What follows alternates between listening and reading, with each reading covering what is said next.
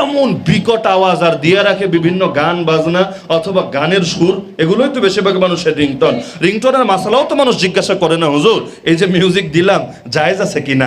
এমনি সে খুব ফতোয়া জানে মিউজিক ইসলামে হারাম, ইসলামে নাজায়েজ, তো নিজের পকেটে যে মিউজিক চালু করে রেখেছে একটাবার এসে জিজ্ঞাসাও করে না, হুজুর রিংটনে মিউজিক ব্যবহার করা জায়েজ আছে নাকি না জায়েজ। আমার মোবাইলের রিংটনকে আমি ভুলে গেছি।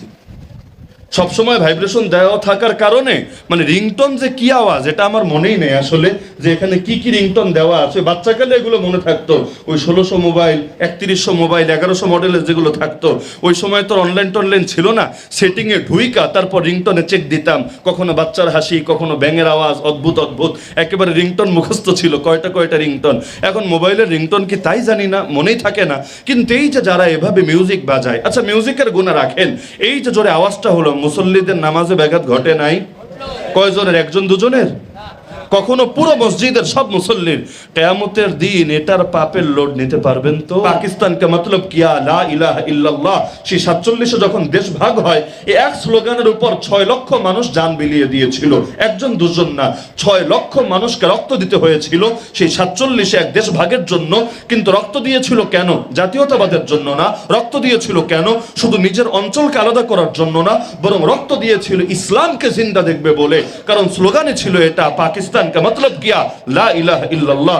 যদিও গাদ্দার শাসক গোষ্ঠী একদিনের জন্য এই স্লোগানের লাজ রক্ষা করে নাই। ঈমান মানে ধরেন বিশ্বাস, বিশ্বাস নাই কার।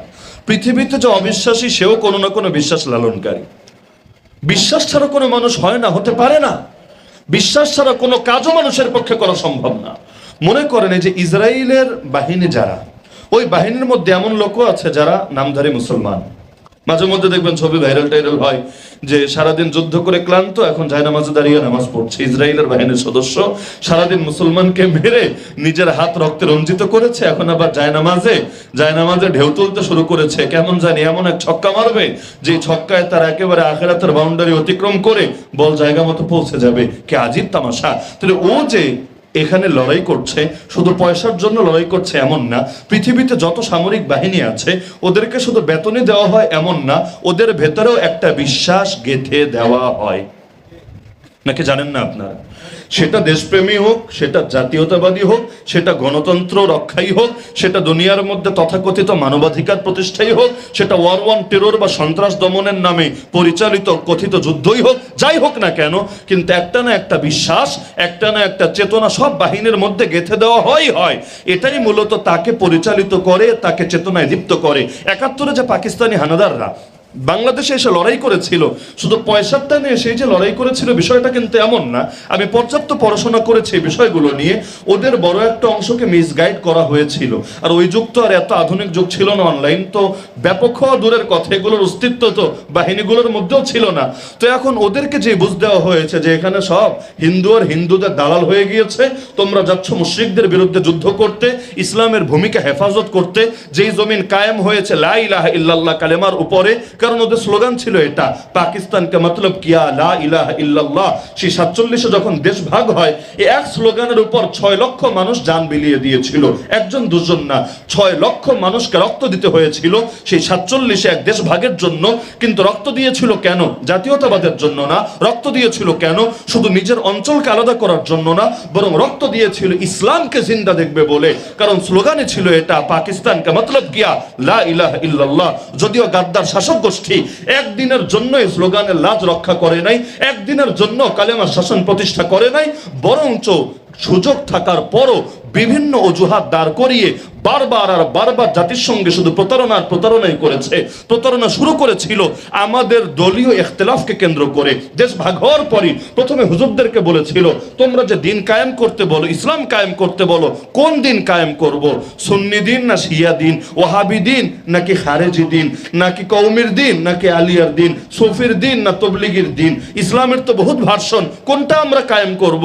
এটা কায়েম করলে ওই ওই দল খেপবে, আর ওইটা কায়েম করলে এই দল খেপবে। তো সুতরাং তোমরা খেলতে থাকো, আগে একমত হয়ে আসো, তারপর আমাদের সাথে বোঝাপড়া করো। আজকেও বাংলাদেশে আমরা দিন কায়েমের কথা বললে অনেক অবুঝরা আমাদেরকে এগুলো নিয়ে টিটকারি মারে। নিজেরাই পারলা না নিজেদের ইখতিলাফের সমাধান করতে, তোমরা দিন কায়েম করতে বলো কোন মুখে? পাগলরা ইসলাম চেনেই না, ইসলাম বোঝেই না, তাই মূর্খের মতো এই কথাগুলো বলার পরও নিজের জ্ঞানী ভাবতে ওদের কোনো সংকোচ হয় না। না হলে এরকম মূর্খতা সুলভ কথা বলে জ্ঞানী ভাব নেয়টা কিভাবে? আর ইসলামের ইখতিলাফ কি নিয়ে আর ইসলামের ইত্তেফাক কি নিয়ে? পাগল, আগে এটা বোঝার চেষ্টা কর। ইসলামের মূল বিষয় নিয়ে কোনোদিন ইখতিলাফ ছিল না, আজও ইখতিলাফ নাই, কিয়ামত পর্যন্ত ইখতিলাফের কোনো সুযোগও নাই। কেউ যদি ইসলামের মৌলিক কোনো বিষয় নিয়ে ইখতিলাফ করে তাহলে তাকে ডাইরেক্ট জাহান্নামী বলা অনিবার্য হয়ে দাঁড়ায়। যেমন কাদিয়ানি, যেমন হিজবুত তাওহীদ, যেমন কোরআনিস্ট আহলে কোরআন, এদের সাথে আমাদের যে মতানৈক্য এগুলো হলো মৌলিক মতানৈক্য। এখানে ঈমান কুফরের প্রশ্ন, এখানে তাওহীদ শিরকের প্রশ্ন, এখানে হক বাতিলের প্রশ্ন, এখানে মাঝামাঝি কোনো অপশন নাই। বরঞ্চ হয়তো তুমি এ পক্ষে, না হলে তুমি ও পক্ষে, হয়তো আল্লাহর বান্দা, না হলে শয়তানের বান্দা, মাঝামাঝি কিছু নাই। কিন্তু আমাদের দেশের মধ্যে সাধারণভাবে হুজুরদের মধ্যে যে ইখতিলাফ চলে, এই ইখতিলাফগুলো কিন্তু এই ক্যাটাগরির না। বেশিরভাগ ইখতিলাফ হলো এমন যে এখানে এইটাও চলে ওইটাও চলে, কোনটা বেশি উত্তম, কোনটা করলে বেশি ভালো হয়, এটা নিয়ে সর্বোচ্চ মারপিট। কিন্তু এটা না করলেও কাফের না, ওইটা না করলেও মুরতাদ না। যেমন মনে করেন হাত বাঁধা নিয়ে মারপিট চলে না, আমি নাচতে বলা জোরে বলা নিয়ে মারপিট চলে না। আচ্ছা, এখন যদি আমাদেরকে উদাহরণ হিসাবে এটা বলে, নিজেরা তো এক জায়গায় হাতই বাঁধতে পারলা না, ইসলাম কায়েমের কথা বলো কোন মুখে? আমরা তোদেরকে বলবো আরে হাত বাঁধা লাগবে না, নামাজে দাঁড়িয়ে যদি তোদের গালে ঠাস ঠাস করে চড় মারতে থাকি তবুও নামাজ হয়ে যাবে, কারণ হাত মাথায় রেখেই পড়ি আর হাত দুইটা ছেড়ে দিয়েই পড়ি। পৃথিবীর কোন মুফতি বলেছে নামাজ হবে না? সর্বোচ্চ উত্তম অনুত্তমের আলোচনায় আসতে পারেন, না হলে এগুলো এমন কোনো জিনিস না যার কারণ নামাজ ভেঙে যাবে। কারণ দেখবেন আপনারা সৌদি আরবের নামাজ দেখলে মক্কা মদিনার এমন লোকও আছে যার হাতই ছাড়া, দেখেন নাই? এভাবে দুই হাত ছেড়ে দিয়ে নামাজ পড়ছে। আমরা জীবনে ফতোয়া দিয়েছি ওদের নামাজ হবে না? আরে দিয়েছি নাকি? অথবা আমলে কালিল যদি হয়, ধরেন আমার সামনে দিয়ে আমি নামাজ পড়ছি, একজন হঠাৎ করে আসতে শুরু করেছে। অনেকে আছে যে মসজিদে খালি ইমাম সালাম ফিরালে কত আগে বের হবে এটার জন্য আর মাথায় আর হুঁশ থাকে না, আর আবেগ কাজ করে, বিবেক আর কাজ করে না। এখন সামনে দিয়ে হঠাৎ করে হাঁটতে শুরু করেছে, মাসালা কি জানেন? আমি এভাবে ওকে আটকে দিতে পারবো, এতে নামাজের কোনো ক্ষতি হবে না, বরং এটাই ভালো হবে, আমি ওকে গুনাহ থেকে বাঁচিয়ে দিলাম। আর যদি ও আমার সামনে দিয়ে চলে যায়, আর গুনাহ হবে না? এমন গুনাহ নবী বলেন যদি অতিক্রমকারী জানতো তার কি ভয়াবহ গুনাহ হবে, প্রয়োজনে 40, সেই 40 কি দিন না সপ্তাহ না মাস না বছর আল্লাহ ভালো জানেন, নবী স্পষ্ট করেন নাই, কিন্তু প্রয়োজনে 40 অপেক্ষা করত, তবুও তার সামনে দিয়ে যাওয়ার মতো এই পাপটা করতো না। কারণ নামাজের মনোযোগ নষ্ট করার চাইতে বড় গুনাহ হতেই পারে নামাজ। ইমানের পর সবচাইতে গুরুত্বপূর্ণ বিষয় নামাজ।